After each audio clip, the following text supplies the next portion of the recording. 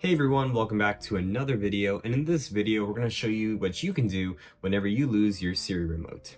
So let's get started. So we've probably all had a time where we misplaced our Siri Remote.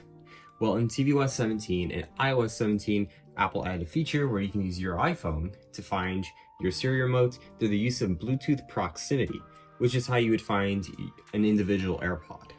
So on your iPhone, we're going to pull down Control Center, and then we're going to click on the Siri Remote toggle here. Then once we press and hold on it, we're going to tap up here so that we can see our list of TVs. And as you can see here, two of the TVs are selected, and that's for a particular reason, which I'll go over a little bit later. But we're going to look for my remote. So we're going to click Find, and you're going to get taken to this viewer.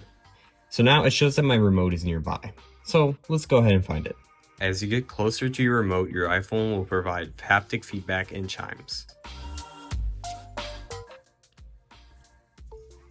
If you don't already have the Siri Remote toggle in Control Center, let's show you how you can add it.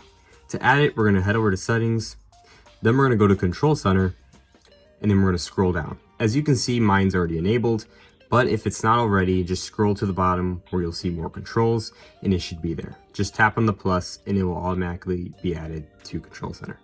Now let's go over why only 2 out of 4 of the Apple TVs have a Find button.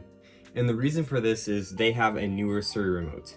So the model Siri Remote that you need is a 2nd generation and later for this feature to work. And that's how you find your Siri Remote with your iPhone.